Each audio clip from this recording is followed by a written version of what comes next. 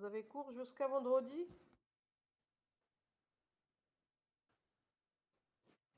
Non, madame, vendredi, on n'a pas cours. Mais jeudi, si. Voilà. Bon, bon courage. Merci. Ok.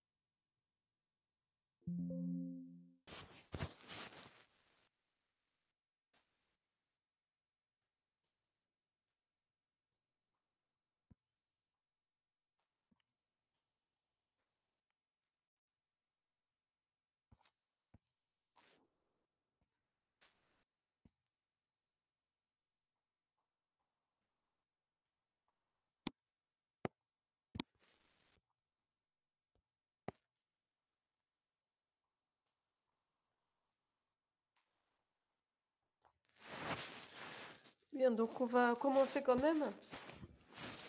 Alors, la dernière fois, on s'est arrêté à quel exercice? Est-ce que vous avez eu... alors, attendez, je vais... On avait corrigé celui-là?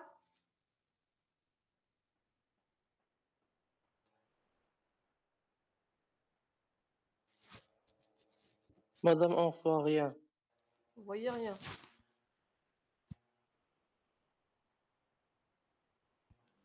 Non, non, on arrive à voir. Non, non, Anna madame. Bada, j'arrive à voir.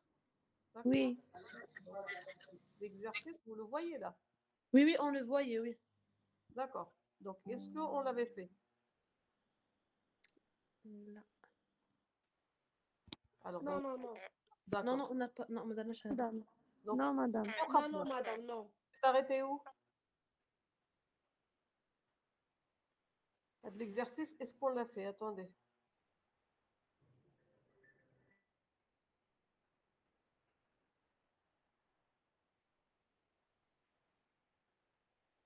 Excusez-moi. C'est celui-là plutôt. Celui-là, on l'a fait. Oui, madame. Oui, c'est ça le dernier exercice qu'on avait fait. D'accord. Donc, celui-là, donc vous allez faire celui-là. Donc, toujours les mêmes questions. Gains et pertes. Par rapport à ces informations, vous mettez le paramétrage. Vous affichez le diagramme de gain et le diagramme de perte. Et vous définissez la ressource X. Et on vous donne la capacité pour chaque tâche. Quelle est la charge de X dans chaque tâche? Donc, c'est à vous de définir combien de ressources il vous faut, d'accord? Et comment vous allez vous en sortir avec cette quantité que vous allez définir, d'accord? Comment vous allez résoudre la question des ressources ou bien l'ajustement entre charge et capacité que vous allez définir, d'accord? Voilà. Donc, je vous laisse un petit moment, à peu près un quart d'heure, et après, on corrige. Essayez de voir, de faire un test, c'est comme si c'est un examen.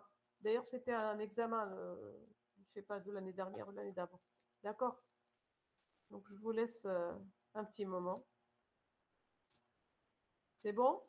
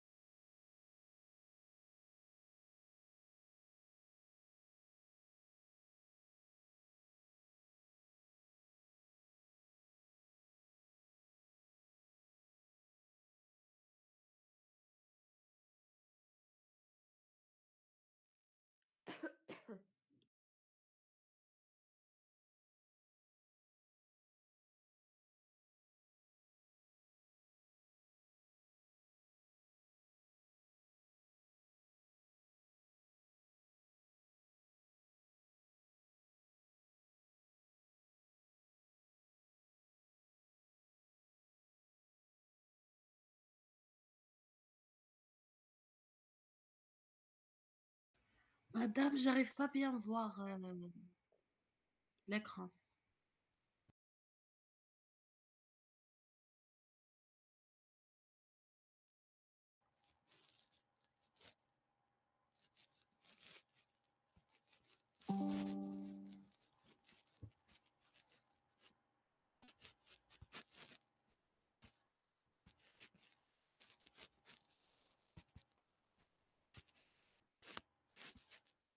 Ça vous convient? Oui, madame, c'est bon, merci.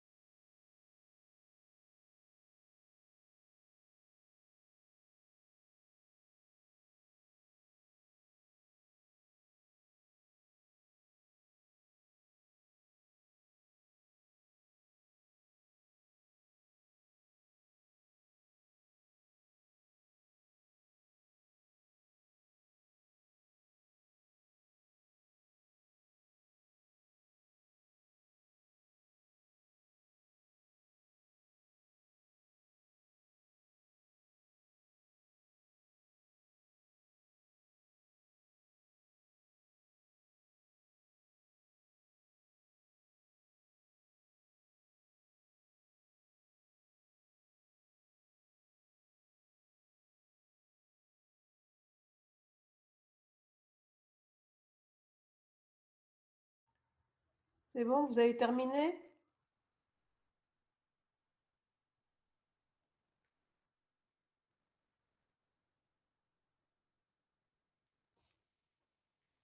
Est-ce que vous faites l'exercice?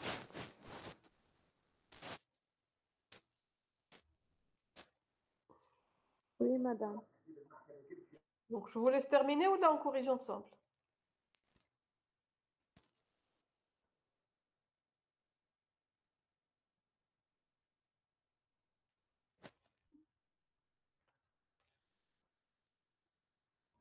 Est-ce que vous êtes connecté? Oui, madame. C'est préférable, Oui, madame, madame. qu'on corrige ensemble. D'accord, ok. Bien. Donc, moi, je voulais que vous testiez pour l'examen, mais bon.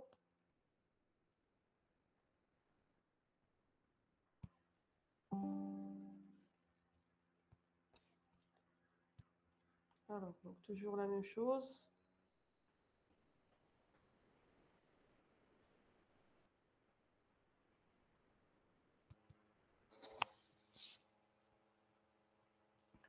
Alors, on va commencer par les options. Donc, on va laisser le format de date complet. On va garder les euros. On élève les décimaux. Donc, on a les de 8h à 17h, je pense. C'est bien ça?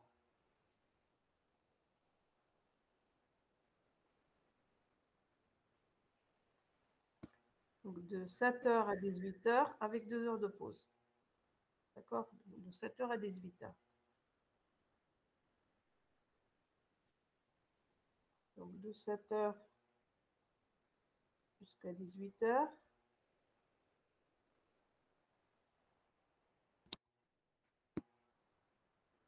Ça vous fait combien d'heures? Ça fait 11 heures. Vous enlevez 2 heures de pause, ça vous fait 9 heures. 45 heures par semaine. Vous laissez 20 jours par mois. Planification auto.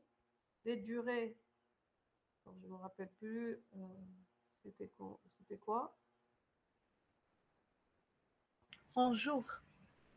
Au jour. Donc, on va mettre les durées au jour. Le travail, au jour aussi. Vous allez dans Avancer et vous cherchez les options d'affichage. Vous cochez Afficher la tâche récapitulative du projet. OK. Après, donc, vous allez vous gardez l'échelle de temps en jour parce que les durées en jour. Vous allez donc projet, modifier le temps de travail, semaine de travail, détail, sélectionner les jours, cocher la troisième option, modifier.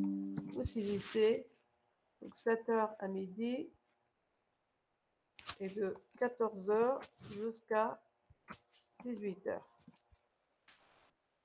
OK. Valider. Projet, information sur le projet. Le début de projet, c'est le 18. On vous laisse 18. D'accord? N'oubliez pas de changer l'heure. Pardon. On peut changer quand même l'heure ici. C'est 7 heures. OK, voilà. Je mets les tâches avec les durées. Vous les mettez là où il faut. Vous saisissez ou bien vous sélectionnez les liaisons. Vous mettez les liaisons là où il faut. Là, il ne faut pas se tromper dans les données. C'est bon. Donc à partir de là, il faut toujours ajuster la taille des colonnes pour visualiser les informations.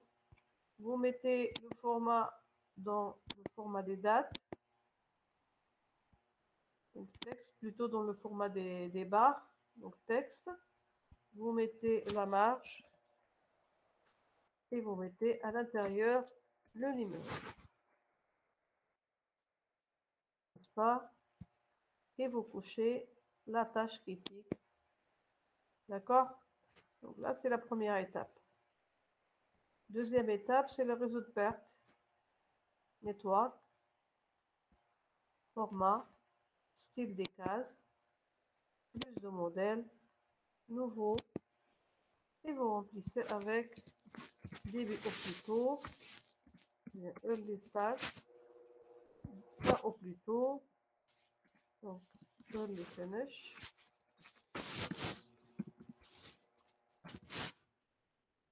Donc début au plus tard, fin au plus tard. Vous mettez en bas, au milieu, la durée. Vous mettez en haut la marque totale. Vous mettez le numéro au milieu, complètement à gauche. Vous sélectionnez les cellules de la case. Vous centrez le tout. Vous augmentez la taille des cellules dans la mise en forme des cellules. Donc, on a pris l'habitude de mettre 130. Et on change la police pour réduire la taille de la police. Ça ne demande rien. Si vous êtes satisfait de votre format, vous validez, vous fermez ici et vous affectez le modèle parce que ce n'est pas automatiquement l'affectation. Donc, il faut choisir tous les types de tâches et affecter le modèle parce qu'on va mettre tous les types de tâches au même modèle. Voilà. Ça doit être fait. Donc, la suite, c'est la question des ressources. Donc, on va dans le tableau de ressources. D'accord? On va définir la ressource X. C'est le type travail. Pour l'instant, l'unité, on ne connaît pas. Et vous mettez, le coût, c'est combien? 6. 6 euros. D'accord. Donc, c'est le coût des heures standard. D'accord? Vous allez après affecter les ressources. Donc, la première tâche,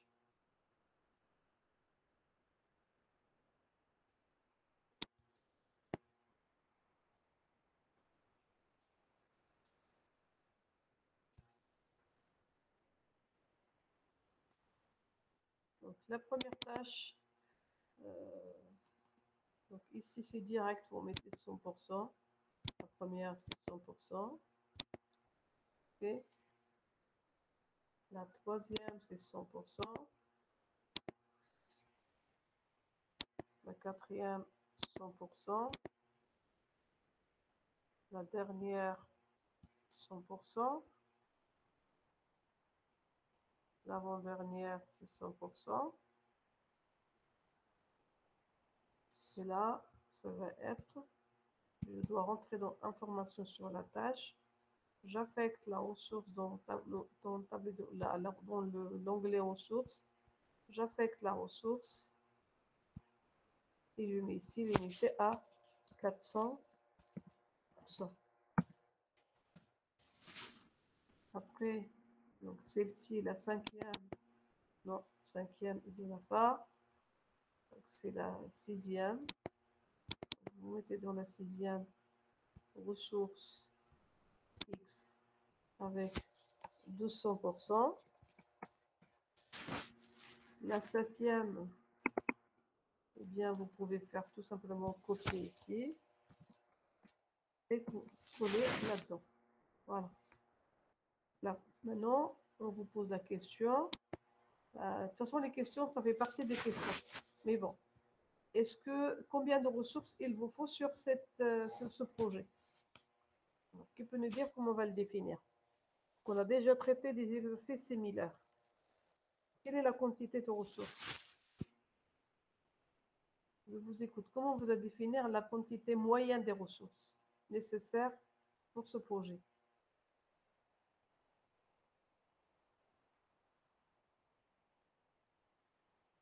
Oui.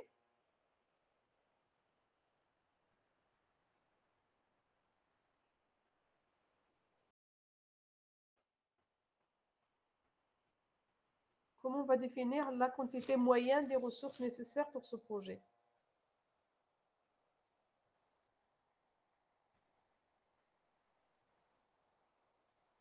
Vous n'avez pas de réponse? Ayman. Non. Ayman Asrar. Est-ce que vous êtes avec nous? Ayman?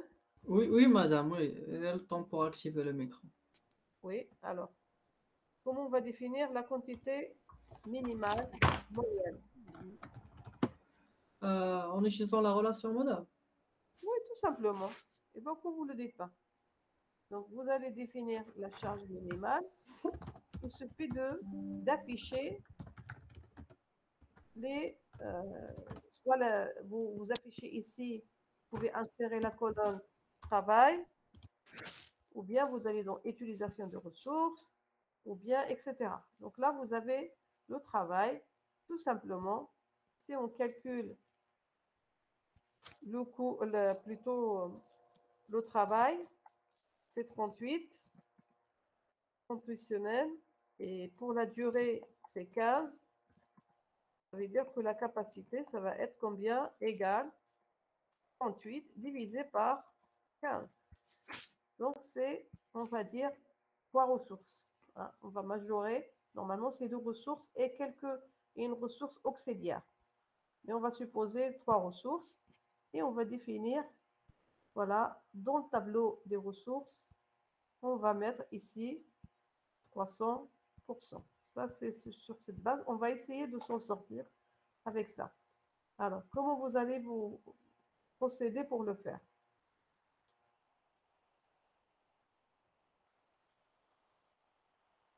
Alors, il y a la façon la plus simple, c'est de dire, tiens, je vais d'abord, alors je vais tenter, est-ce qu'il va s'en sortir avec l'audit, avec le nivellement. Donc, vous allez dans ressources, option de nivellement, vous mettez semaine par semaine, sans décocher la première option, je mets niveler tout. Donc, est-ce qu'il a résolu le problème?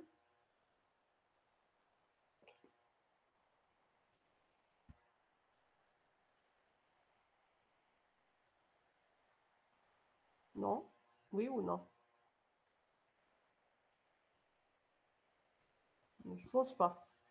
Alors, juste pardon, il n'a pas fait, c'est pas semaine. Vous voyez, vous n'êtes pas concentré avec moi. Je me suis trompée, c'est jour par jour, nivelé. Donc il n'arrive pas. D'accord?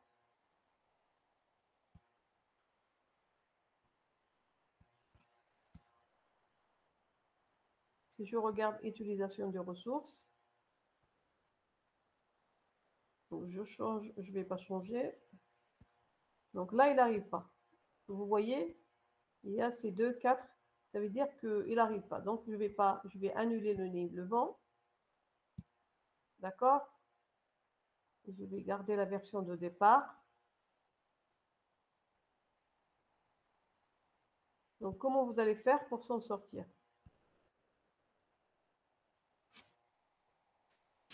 Alors, la meilleure façon de faire, c'est d'abord de baisser la charge de cette tâche. Ou bien, ce n'est pas la peine, ce n'est pas obligatoire. Donc, vous pouvez le faire comme vous pouvez procéder autrement. Donc, tel que je vous ai montré la dernière fois. Alors, soit vous allez dans utilisation de ressources, soit dans utilisation des tâches.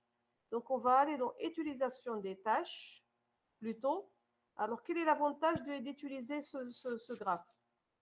Donc, l'intérêt de ce graphe, c'est que vous pouvez insérer ici la marge des tâches. Donc, la marge, d'accord? Et donc, là, vous procédez, vous faites le même raisonnement de ce qu'il fait MS Project lorsqu'il fait le nivellement. Donc, ça veut dire, ici, il va chercher il va donner la priorité à la tâche, toutes les tâches, jusqu'à ce qu'il arrive où il n'a plus de ressources. Donc, ici, on dépasse, bien sûr, il y a 4, or on a 3. Donc, qu'est-ce que je vais faire? Je vais baisser la charge de cette tâche. N'oubliez pas que vous avez 38 ici. Donc, si je baisse ici, alors, j'ai choisi pour 2 raisons cette tâche-là, parce qu'elle a de la marge et elle a une durée plus longue que les 2 autres. Enfin, voilà, elle a une durée plus grande que ces deux-là. Donc, c'est mieux de choisir cette tâche-là et vous mettez 0 ici, 0, d'accord? Et 0 là, d'accord? Donc, après, qu'est-ce que vous faites? À la fin, on va exécuter le travail reporté.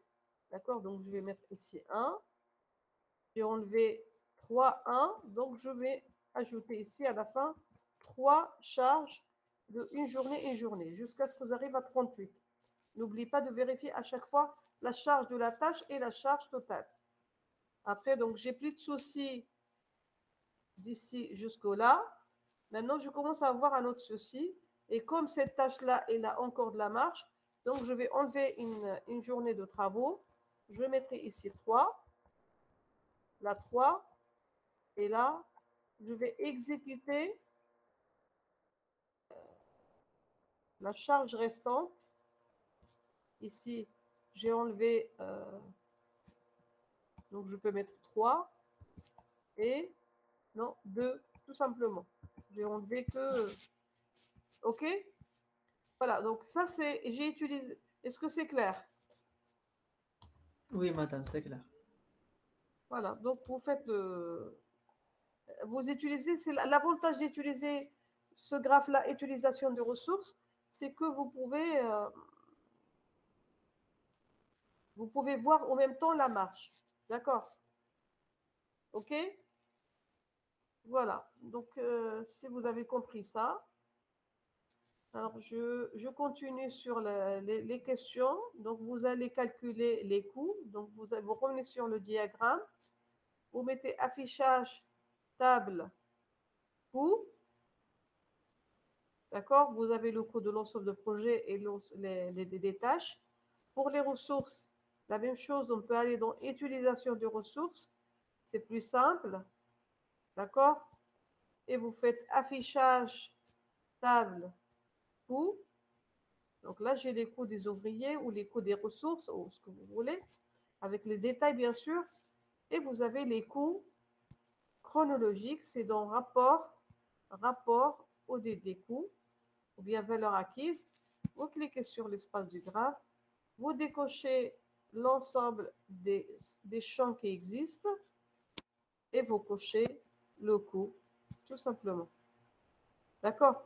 Et bien sûr, vous remarquez que les coûts sont donnés par semaine.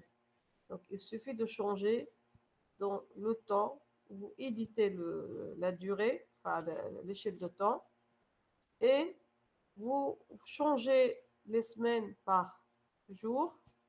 D'accord?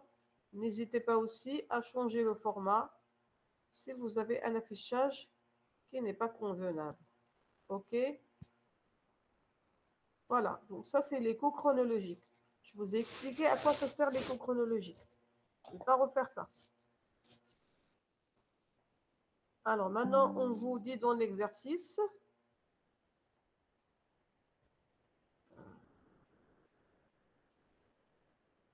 Dans l'exercice, on vous dit. Excusez-moi, ça c'est pas. C'était une correction. Voilà. Donc chaque tâche critique nécessite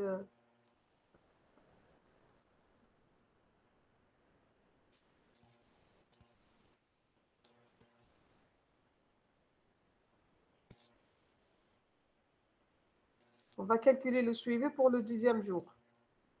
D'accord?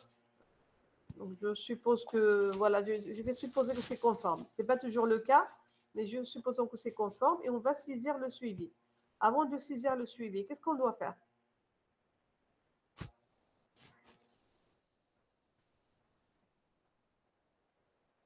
Oui? Qu'est-ce qu'on doit faire avant de saisir le suivi? Je vous écoute.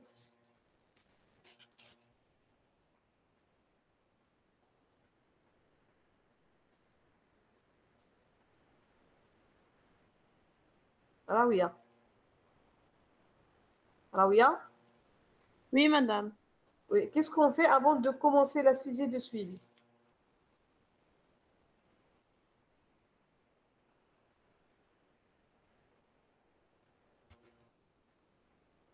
Aya. Aya? Oui, madame. Qu'est-ce qu'on doit faire avant de commencer la saisie de suivi? D'abord, on change status state, n'est-ce pas? Oui. Quoi encore? Et après, on marque completed la tâche.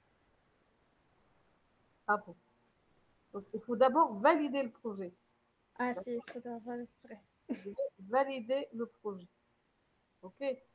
Donc, Ok. la validation, ça se passe dans projet, définir le planning de référence. D'accord? Cette baseline, pour définir le planning. OK. Après, effectivement, j'ai pas mis la graduation. C'est intéressant aussi de mettre le quadrillage avant de faire tout ça. Colonne des niveaux inférieurs. Je mets les pointillés. OK. Alors, la validation, je l'ai fait. C'est dans définir le planning de référence ou bien cette baseline. Après, je définis la date d'état. C'est dans projet, information sur le projet. Je mets la date d'état. Donc, supposons qu'on a dit on commence le 18 et on est la fin de la 2e semaine. Je vais dire le 10e jour. D'accord? Non, non, non.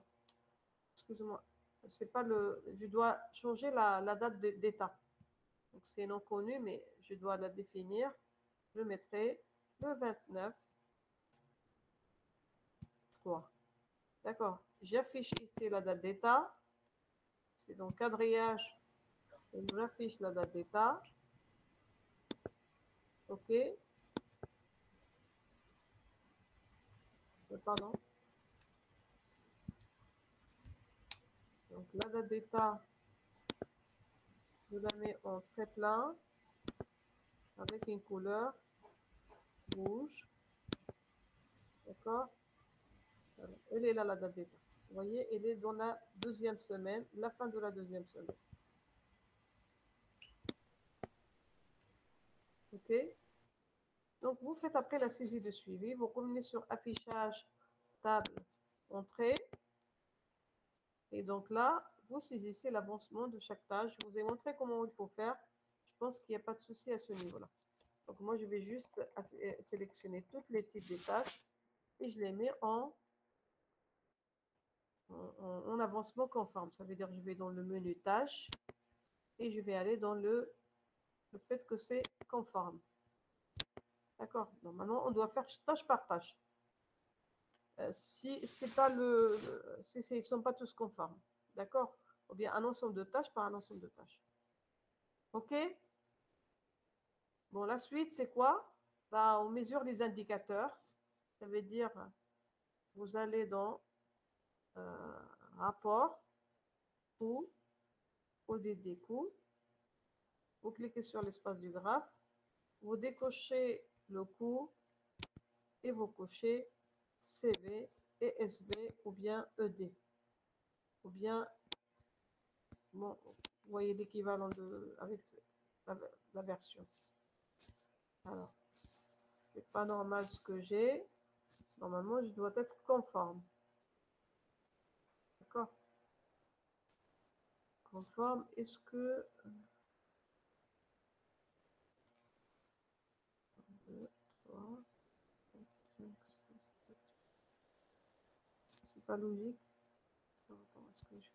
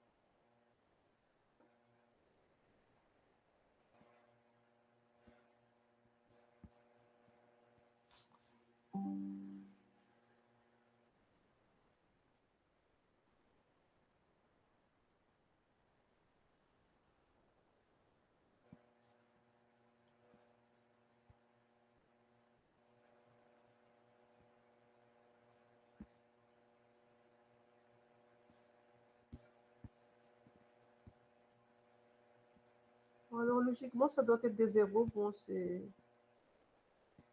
pas grave.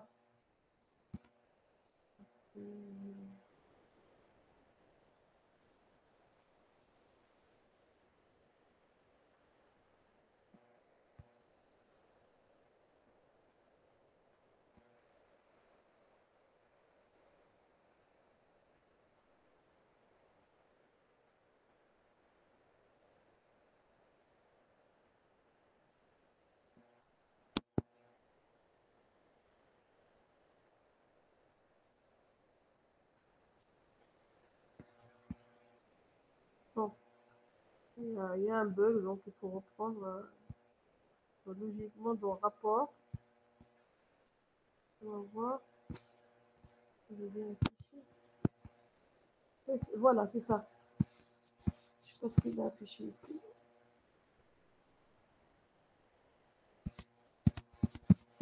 C'est la trace de quelque chose.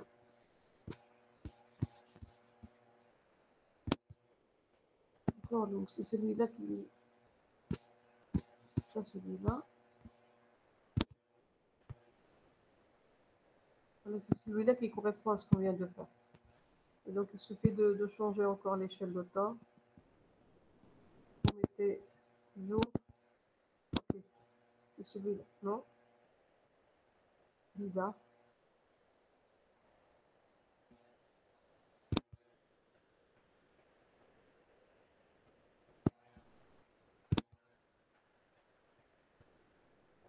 Bon, bref, je continue quand même. Donc, alors, juste des détails qu'il faut savoir.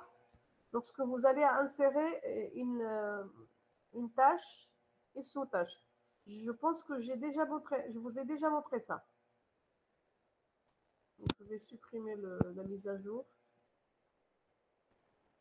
Alors, je vous ai déjà montré comment on va créer les tâches avec les sous-tâches. Donc ça, n'oubliez pas ça. Donc, si vous prenez une tâche T, T1 et T2, supposons que T1 est là 2 jours et le T2 est là 3 jours. Si vous mettez T1 et T2 en subordonné, ça veut dire que vous les mettez en ABC, comme ça. D'accord? N'oubliez pas ça parce que ce fait que le jour de l'examen, vous aurez des tâches subordonnées, n'est-ce pas? Donc, faites attention. Donc là, si je mets les liaisons T1 après T2, ça veut dire après 11, vous allez avoir T, c'est une tâche récapitulative de T1 et T2. Donc, la durée d'IALA, c'est 5. Excusez-moi, ici, c'est n'importe quoi, j'ai fait n'importe quoi, c'est la colonne de travail. Donc, je vais annuler. Donc, je mettrai ici plutôt la durée 2 et la durée 3. Je dois mettre la tâche T2 après T1, ça veut dire après 11. Et vous les mettez 11 et 12 en ABC, ça veut dire ils sont des subordonnés de T. D'accord? Comme la tâche récapitulative, ce sont des tâches subordonnées de la tâche récapitulative. D'accord? Donc ça, lorsque vous créez des tâches récapitulatives, c'est comme ça. D'accord? Un autre détail, lorsque vous avez des contraintes, je vous ai déjà montré comment on crée les contraintes. Les contraintes, c'est vous cliquez sur la tâche 2 fois ou bien avec le bouton de droite, vous allez dans Information. Vous allez dans Avancer, vous allez dans la date de la contrainte, ici c'est NA, ou bien vous sélectionnez la date de la contrainte quelque part. Donc, si vous mettez une date, ça veut dire c'est une date de contrainte. Et ça se manifeste par un rectangle que vous voyez là. Donc, je vous ai déjà dit à quoi ça correspond. Lorsque vous avez, par exemple, la ressource n'est pas disponible, vous mettez une date de disponibilité. Ou bien, si la ressource, c'est les ressources financières, la même chose, elles ne sont pas disponibles, vous mettez une date de disponibilité. Ou bien la date de livraison de la machine, etc. D'accord? Voilà. Donc, ça, c'est un détail. Donc, les jalons, on a déjà vu comment on crée les jalons. Il suffit de cliquer sur... Alors, bien sûr, pour enlever ça, vous rentrez dans Information sur la tâche, la date de contrainte, vous mettez NA ou bien SC selon que c'est la version en français ou bien en anglais. Donc, NA, ça veut dire non connu. Il n'y a pas de contrainte. Alors, autre chose, si vous voulez marquer une tâche en tant que jalon, vous cliquez 2 fois. Vous allez dans... on va dans... Ici, avancer, toujours. Et vous allez marquer la tâche en tant que jalon. C'est ça. Cocher, marquer la tâche en tant que jalon. Vous validez. Et là, la tâche elle se manifeste par un jalon qui est losange, noir par défaut, mais vous pouvez changer la couleur si vous souhaitez. D'accord? Donc voilà. C'est un détail. Alors, si vous n'avez pas de questions, donc je pense qu'on a fait plein de types d'exercices. Donc, c'est à vous de voir là, si vous avez des questions maintenant ou pas.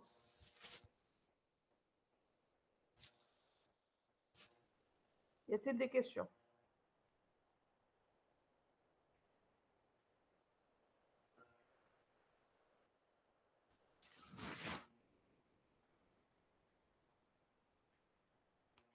Alors, je récapitule. Lorsque vous avez des problèmes des ressources, pour revoir les estimations, s'il le faut, il faut remplacer une ressource surallouée par une ressource disponible, s'il le faut. Et des fois, il faut retarder les tâches en fonction de la marge et en fonction du retard qui va subir la tâche. D'accord? Donc, si vous avez fait tout ça, il y a encore un problème. Dans ce cas-là, soit vous embauchez et quelle est la meilleure façon d'embaucher? D'accord? Donc, c'est que, voilà, il faut limiter l'embauche. Ça veut dire la quantité de travail qui va être effectuée par les externes. Et il faut limiter la durée de l'embauche et que ça soit continu. D'accord? Un autre détail, on a raisonné ici jusqu'à maintenant avec un seul type de ressources. Si vous avez 2 types de ressources, vous regardez la charge de A à part et la charge de B à part. D'accord? Ce n'est pas la même chose. Si je veux définir la quantité minimale de X, je dois m'intéresser à la charge de X. Ça veut dire dans le tableau des ressources, ou donc plutôt utilisation de ressources, si vous avez plusieurs, donc je vais aller dans affichage, table, travail. Donc dans ce cas-là, ou bien utilisation, je reviens à celui par défaut.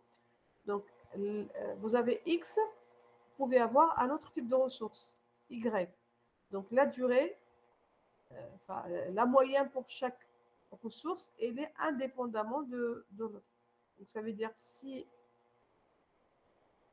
voilà, vous calculez la charge minimale pour X et pour Y. Par exemple, si vous avez un autre type de ressources. Donc lorsqu'on calcule ici la capacité minimale, c'est sous-entendu la capacité de X.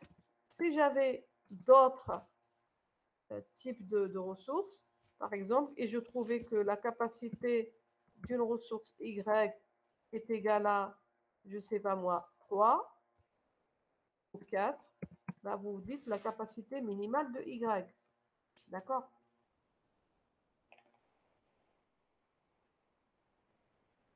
Donc, évidemment, si vous dites, je vais fixer la capacité à 200%, d'accord? Si votre supérieur hiérarchique vous dit, bien, vous n'aurez pas plus que 200, dans ce cas-là, vous calculez la durée.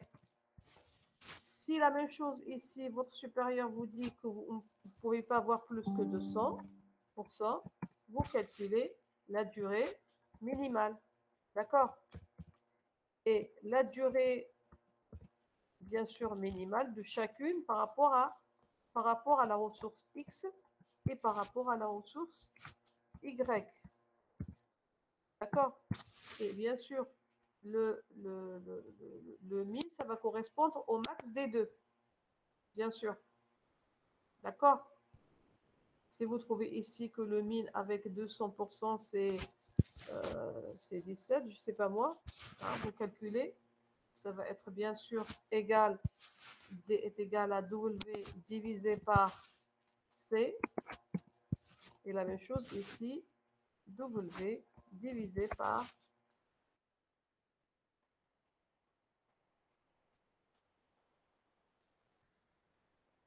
non. Donc ça c'est, pardon, ça c'est la charge de X. D'accord? Donc, la charge de Y, à quoi correspond dans la charge de Y?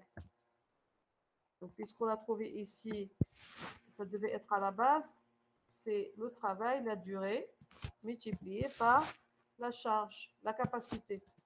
Donc, c'est 60. D'accord?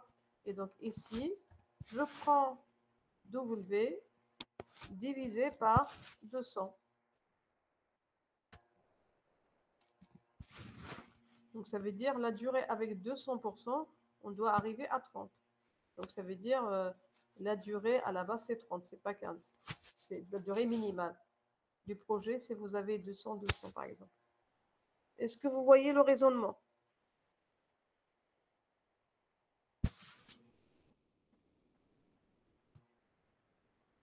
Voilà, donc si vous n'avez pas de questions, je pense qu'on va arrêter à ce niveau-là.